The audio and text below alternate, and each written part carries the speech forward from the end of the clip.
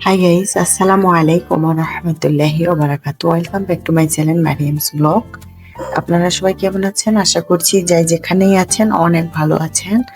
আমরা আল্লাহর রহমতে অনেক ভালো আছি। আজকে হচ্ছে বেগুনের আমি রেসিপি তৈরি করব।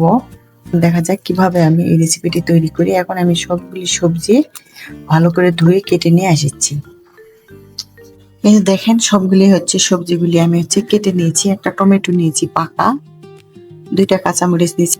আজকে কিন্তু শুকনা মরিচ দিয়ে আমি এই ভর্তাটি তৈরি করব। দেখেন সবগুলি ভালো করে ধুয়ে কেটে নিয়েছি। এখন আমি এগুলি সবগুলি ভালো করে ভেজে নিব। একটা ফ্রাই প্যান বসিয়ে দিয়েছি। এখন দিয়ে দিব অলিভ অয়েল।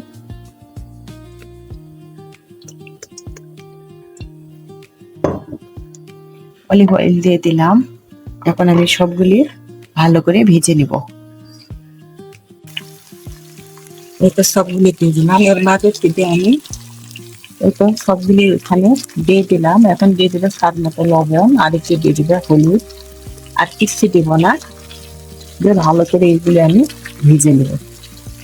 আমি কিন্তু অল্প একটু পানি দিয়েছি যেন পেঁয়াজ, রসুন, বেগুনগুলি ভালোভাবে সিদ্ধ করে নিতে পারি। আমি ভালো করে একটু সিদ্ধ করে নিব।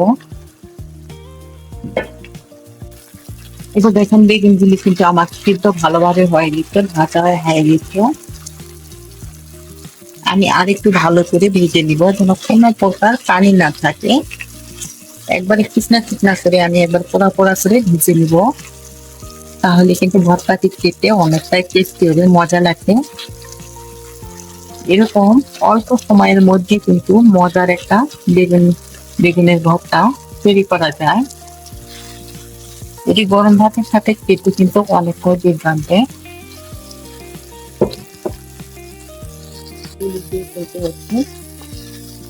দেখেন বেগুন জিলিতে কিন্তু তেল হচ্ছে উপরে ভেসে উঠছে, তার মানে কোনো প্রকার পানি নেই। এখন আমি এর মাঝে দিয়ে দিব ধনিয়া পাতা।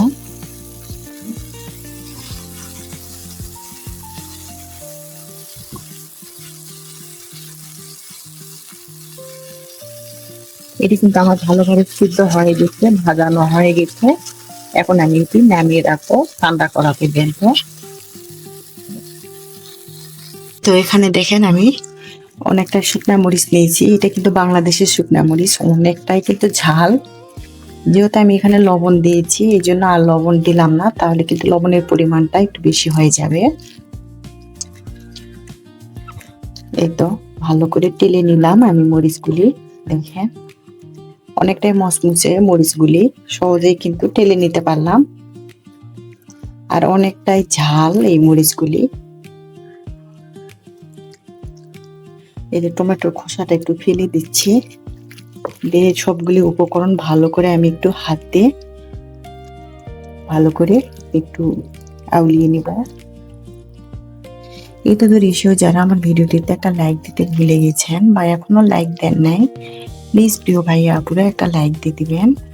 আমার রেসিপিটি যদি ভালো লেগে থাকে তাহলে বন্ধুদের সঙ্গে শেয়ার করে দিবেন। আমার এরকম সহজ সহজ রেসিপি পেতে আমার চ্যানেলটি সাবস্ক্রাইব করে সবাই আমার পাশেই থাকবেন। যারা এই কাজগুলি করেছেন সবাইকে অসংখ্য অসংখ্য ধন্যবাদ। এই তো দেখেন এইভাবে আমি কিন্তু ভালো করে তেলে নিচ্ছি। এই ভর্তাটা কিন্তু গরম ভাতের সঙ্গে খেতে অনেকটাই দুর্দান্ত। না ভেজে বেগুন স্বাদে হবে দ্বিগুণ, অনেকটাই কিন্তু টেস্টি এই ভর্তাটি, মাশাআল্লাহ। যারা এখনো এইভাবে তৈরি করেন নাই একবার হলেও বানিয়ে দেখবেন, অনেকটাই মজা। এটা দেখেন ভালো করে কিন্তু আমার তেলে নেওয়া, ভালো করে কিন্তু আউলিয়ে নেওয়া হয়েছে।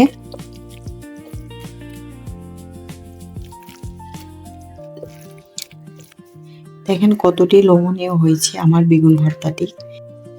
এই তো আমার ভর্তাটি কিন্তু তৈরি করা হয়ে গেছে। আজকের ভিডিওটি আমার এই পর্যন্তই।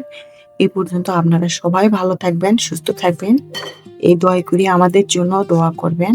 আসসালামু আলাইকুম ওয়া রাহমাতুল্লাহি ওয়া বারাকাতুহু। আবার আসবো নতুন একটা রেসিপি নিয়ে। এই পর্যন্ত সবাই ভালো থাকবেন। আল্লাহ হাফেজ।